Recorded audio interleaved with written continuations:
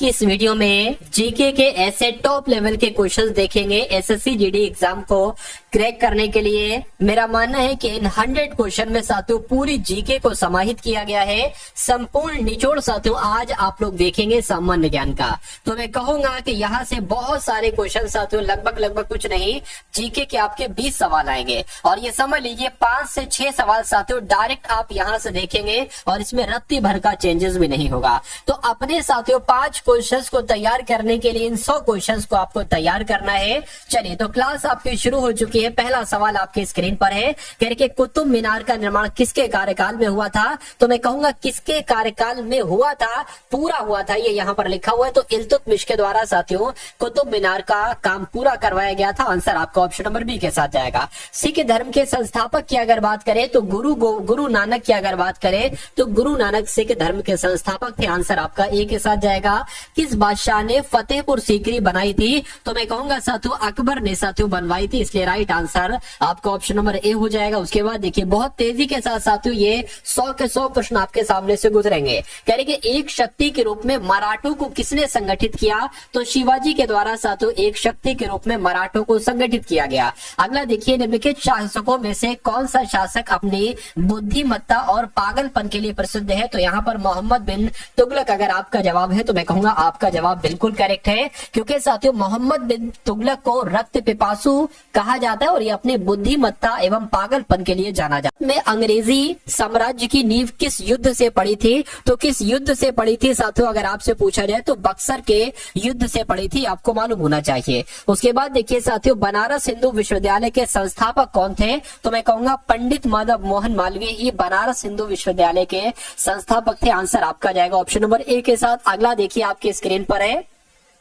कह रहे कि विजयनगर साम्राज्य का सबसे प्रसिद्ध शासक कौन था। तो कृष्णदेव राय की जब हम बात करते हैं तो ये विजयनगर साम्राज्य का सबसे प्रसिद्ध शासक था। उसके बाद देखिए किस मुगल शासक के कार्यकाल में अंग्रेज राजदूत सर टॉमस रो भारत आया था। तो मैं कहूंगा जहांगीर के कार्यकाल में ये अंग्रेज राजदूत जिसका नाम था सर टॉमस रो ये भारत आया था। ये क्वेश्चन आपसे कई बार पूछा जा चुका है। उसके बाद देखिए नेक्स्ट नंबर का सवाल है साथियों आपके स्क्रीन पर। इस सवाल को देखिए और बताइए राइट आंसर आपका क्या होगा।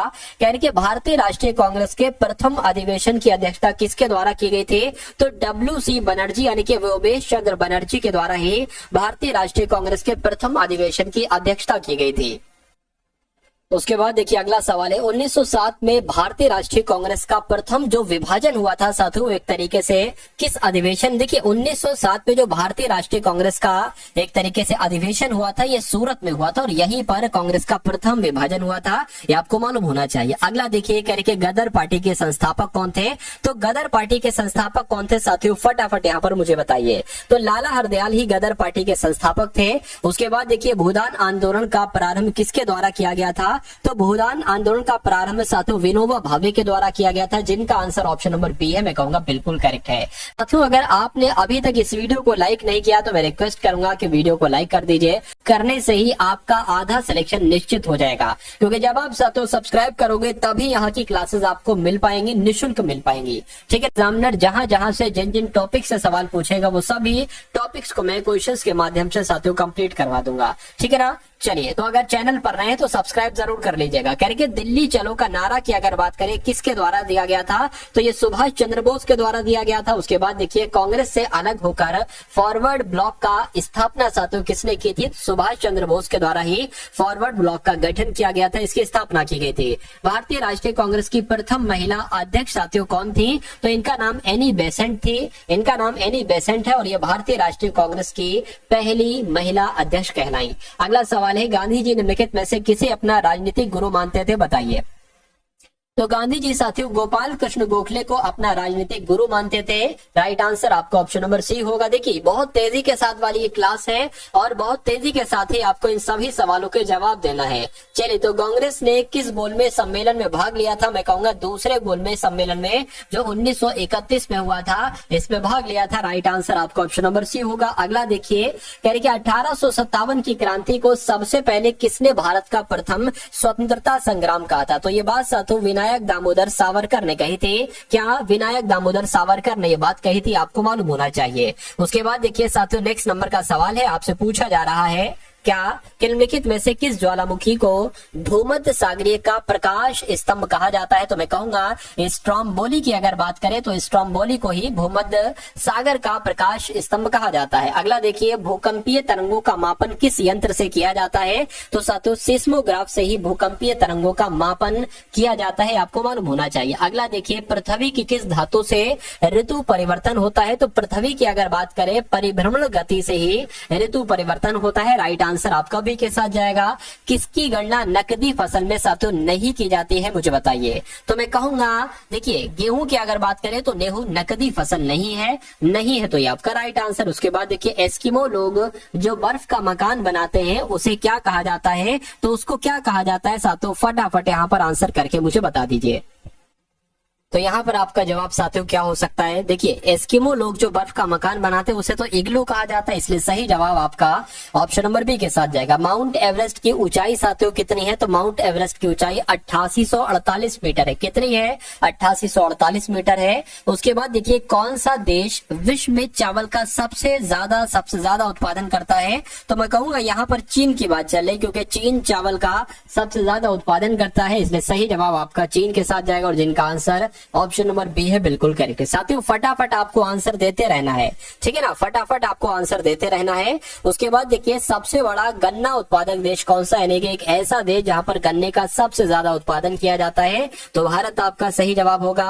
किस ग्रह के चारों ओर वलय है? ये बहुत आपसे एग्जाम में सवाल पूछा जाता है। तो शनि ग्रह के चारों ओर वलय है, ये आप लोग ध्यान रखेंगे। अगला देखिए, हमारे सौर मंडल का सबसे गर्म ग्रह कौन सा है? तो मैं कहूंगा जो शुक्र ग्रह ना, शुक्र ग्रह ये हमारे सौर मंडल का सबसे गर्म ग्रह है। अगले नंबर का सवाल है, निम्नलिखित में से कौन शीत समुद्री धारा है? तो साथियों इनमें से कौन शीत समुद्री धारा है? तो हम्बोल्ट धारा यहाँ पर आपका सही जवाब हो जाएगा, क्योंकि हम्बोल्ट धारा शीत समुद्री धारा है। नेक्स्ट नंबर का सवाल है, कह रहे कि किस देश में सबसे अधिक चाय का उत्पादन किया जाता है? तो यहाँ पर आपको बताना है साथियों सही जवाब आपका क्या होगा। तो आपको मालूम होना चाहिए किस देश में सबसे अधिक चाय का उत्पादन होता है। देखिए, जब हम भारत की बात करते हैं तो ये चाय के उत्पादन का 31% उत्पादन जो है ना, ये अपने भारत में ही होता है।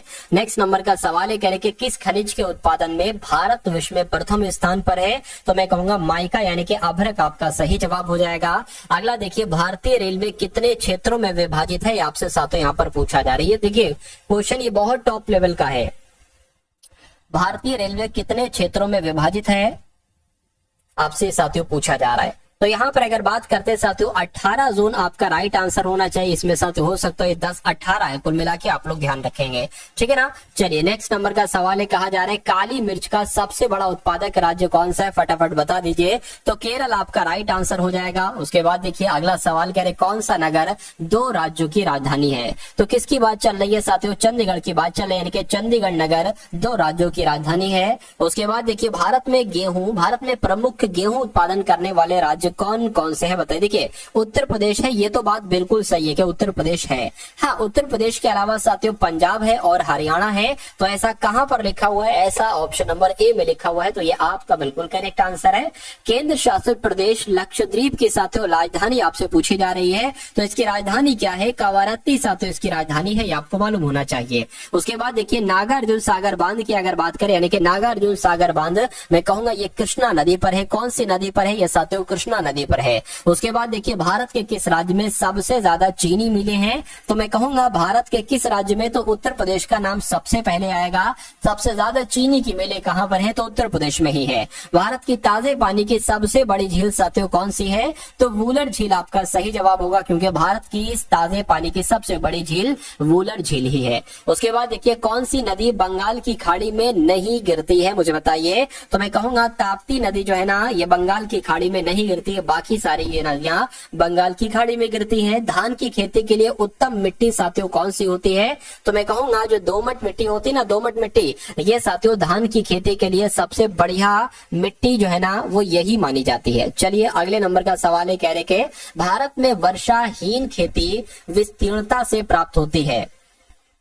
तो किससे साथियों प्राप्त होती है, आप लोग ध्यान रखेंगे कन्नड़ मैदानों से प्राप्त होती है। राइट आंसर आपका ए हो जाएगा। अब उसके बाद देखिए नेक्स्ट नंबर का सवाल है आपकी स्क्रीन पर और आपसे पूछा साथियों जा रहा है कि भारत की संविधान सभा ने राष्ट्रीय ध्वज का प्रारूप कब अपनाया था। तो मैं कहूंगा साथियों कब अपनाया था, 22 जुलाई 1947 को अपनाया था। इसलिए राइट आंसर आपका ऑप्शन नंबर बी के साथ जाएगा। संविधान सभा के अध्यक्ष साथियों कौन थे, तो डॉक्टर राजेंद्र प्रसाद कौन थे, ये संविधान सभा के अध्यक्ष थे। Right answer option number C के साथ जाएगा। समवर्ती सूची में वो विषय है जो राष्ट्रीय व स्थानीय दोनों दृष्टि से महत्वपूर्ण है या अंतरराष्ट्रीय महत्व के हैं या स्थानीय महत्व के हैं। तो मैं कहूंगा समवर्ती सूची में वो विषय है जो राष्ट्रीय व स्थानीय दोनों दृष्टि से महत्वपूर्ण है। आंसर आपका ए हो जाएगा। राज्यसभा के सदस्यों का कार्यकाल की जब हम बात करते हैं तो साथियों कितना कार्यकाल होता है बताइए। तो राज्यसभा के सदस्यों का कार्यकाल कितना होता है साथियों, 6 वर्ष का होता है। राइट आंसर आपका ऑप्शन नंबर ए हो जाएगा। भारतीय राष्ट्रपति पद के प्रत्याशी की आयु कम से कम कितनी होनी चाहिए। तो मैं कहूंगा अगर कोई राष्ट्रपति बनना चाहता है तो कम से कम उसकी उम्र 35 वर्ष होनी चाहिए। कितनी होनी चाहिए साथियों, 35 वर्ष होनी चाहिए। उसके बाद देखिए अगला सवाल है, कह रहे कि भारत का संविधान कब अंगीकृत किया गया। देखिए सभी के सभी साथियों वो टॉप लेवल के क्वेश्चन मैंने इस क्लास में लिए हैं जो आपके एग्जाम में साथियों पूछे जाते हैं, यानी कि ऐसा हो नहीं सकता कि ये सवाल आपके एग्जाम में ना आए। तो ये सबसे पहले अगर आप तैयारी कर रहे हैं, आप सिलेक्शन लेना चाहते हैं तो मैं कहूंगा ये सवाल आपको सबसे पहले देखना चाहिए। तो भारत का संविधान साथियों कब अंगीकृत किया गया, 26 नवंबर 1949 को। संविधान के 44वें संशोधन के द्वारा कौन सा अधिकार मौलिक अधिकार की श्रेणी से साथियों हटाया गया था। तो मैं कहूंगा संपत्ति के अधिकार को हटाया था।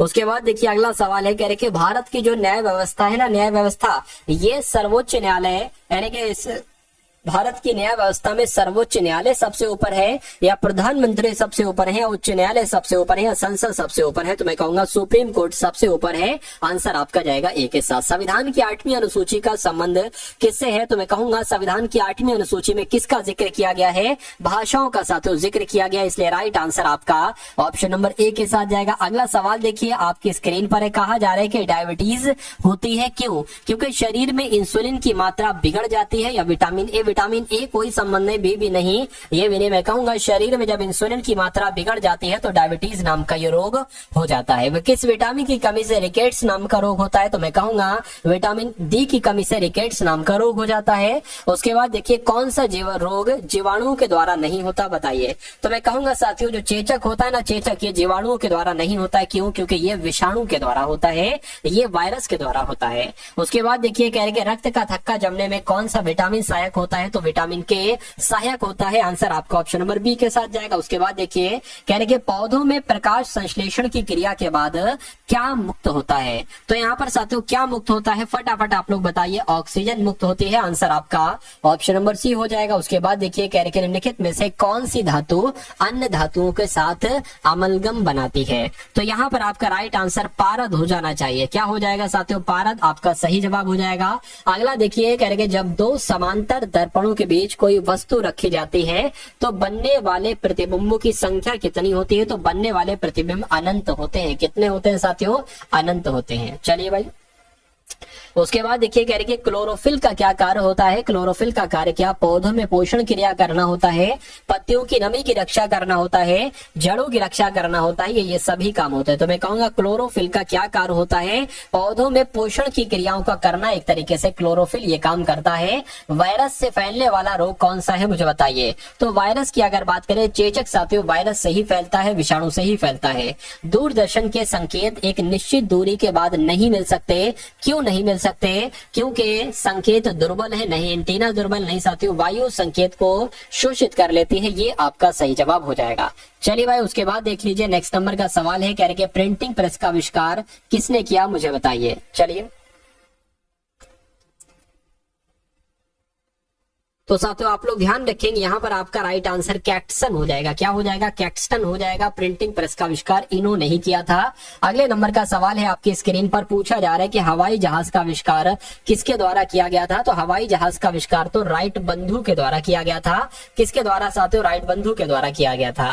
रेडियम की खोज की तो किसने साथियों रेडियम की खोज की, मैं कहूंगा मैडम क्यूरी ने ही रेडियम की खोज की थी। सही जवाब आपका ऑप्शन नंबर बी हो जाएगा। उसके बाद देखिए अगला सवाल है, कह रहे पेनिसिलिन पेनिसिलिन की खोज का श्रेय किसे दिया जाता है, यानी कि पेनिसिलिन की खोज किसने की है, तो फ्लेमिंग ने की है। किसने की है साथियों, फ्लेमिंग ने की है। ये आप लोग ध्यान रखेंगे। यातायात नियंत्रक में रुकने के संकेत के लिए लाल रंग के प्रकाश का उपयोग किया जाता है। तो ये क्यों किया जाता है, क्यों किया जाता है मुझे बताइए साथियों। क्योंकि लाल रंग से भव्य प्रकाश उत्पन्न होता है, नहीं। लाल रंग का प्रयोग पुरानी परंपरा ऐसा भी नहीं साथियों। लाल रंग प्रकीर्ण अधिक होता है, नहीं साथियों।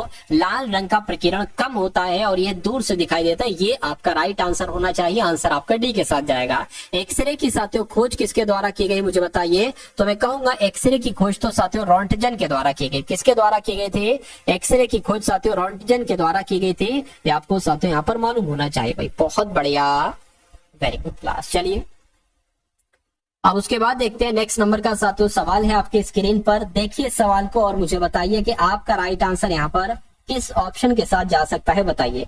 जैव प्रौद्योगिकी क्या है साथियों, ये तो जीव के लिए प्रयोग की जाने वाली प्रौद्योगिकी या जैव जगत में औद्योगिक प्रदूषण से फैलने वाली बीमारी या जीवों से निर्मित पदार्थों का औद्योगिकरण, ये आपका साथियों सही जवाब हो जाएगा। जैव प्रौद्योगिकी क्या है, तो जीवों से निर्मित पदार्थों का औद्योगिकरण प्रयोग ही जैव प्रौद्योगिकी है। उसके बाद देखिए शैल का कायांतरण इनमें से किस शैल में होता है, तो साथियों किस शैल में होता है आपसे पूछा जा रहा है। स्लेट में होता है। राइट आंसर आपका बी हो जाएगा। अगला देखिए कह रहे आर्थोपेडिक्स विज्ञान की शाखा में किसका अध्ययन किया जाता है, तो साथियों किसका अध्ययन किया जाता है, हड्डियों के बारे में साथियों, हड्डियों का अध्ययन किया जाता है। राइट आंसर आपका जाएगा ऑप्शन नंबर ए के साथ भाई। बहुत बढ़िया, वेरी गुड क्लास। चलिए अब उसके बाद देख लीजिए नेक्स्ट नंबर का सवाल है। कह रहे चार्ल्स डार्विन ने किस सिद्धांत का प्रतिपादन किया था, तो इन्होंने साथियों विकासवादी सिद्धांत का प्रतिपादन किया था। ये आपको मालूम होना चाहिए। अगला देखिए अभ्रक का उपयोग इनमें से किस उद्योग में होता है, तो विद्युत के उद्योग में भी साथियों एक तरीके से अभ्रक का उपयोग होता है। अगला देखिए विटामिन सी का साथियों नाम आपसे पूछा जा रहा है, मुझे बताइए। चलिए तो यहाँ पर साथियों विटामिन सी का दूसरा नाम एस्कार्बिक अम्ल हो जाएगा। क्या हो जाएगा साथियों, एस्कार्बिक अम्ल हो जाएगा। और ये कहाँ पर लिखा हुआ है, ये ऑप्शन नंबर ए में लिखा हुआ है। उसके बाद देखिए साथियों 25 सवाल अब सिर्फ बचे। कितने सवाल, 25 सवाल बचे। कह रहे कि पागल कुत्ते काटने के इलाज का टीका किसने खोजा, तो साथियों ये काम तो लुईस पाश्चर ने किया था। पागल कुत्ते के काटने के इलाज का टीका लुईस पाश्चर ने ही खोजा था। अल्फ्रेड नोबेल ने किसका आविष्कार किया था, तो मैं कहूंगा साथियों डायनामाइट का आविष्कार किसके द्वारा किया गया था, अल्फ्रेड नोबेल के द्वारा ही डायनामाइट का आविष्कार किया गया था। ये आपको मालूम होना चाहिए। चलिए उसके बाद देखिए रेगिस्तान में दिखाई देने वाली मृग मरीचिका का कारण क्या है, पूर्ण आंतरिक परिवर्तन, पूर्ण परिवर्तन, पूर्ण अपवर्तन। तो अगर देखिए ये क्वेश्चन जो मैं आपको करा रहा हूं साथियों ये सभी के सभी एक्सपेक्टेड क्वेश्चन है, संभावित क्वेश्चन है। तो यहाँ पर अगर बात करते हैं साथियों कि आपका सही जवाब क्या होगा, तो पूर्ण परिवर्तन आप लोग ध्यान रखेंगे। रेगिस्तान में दिखाई देने वाली मृग मरीचिका का कारण पूर्ण परिवर्तन है।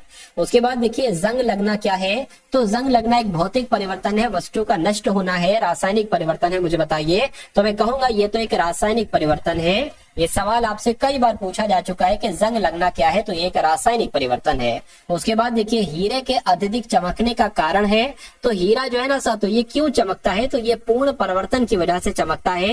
ये सवाल बहुत इंपॉर्टेंट है और आपके एग्जाम में आएगा।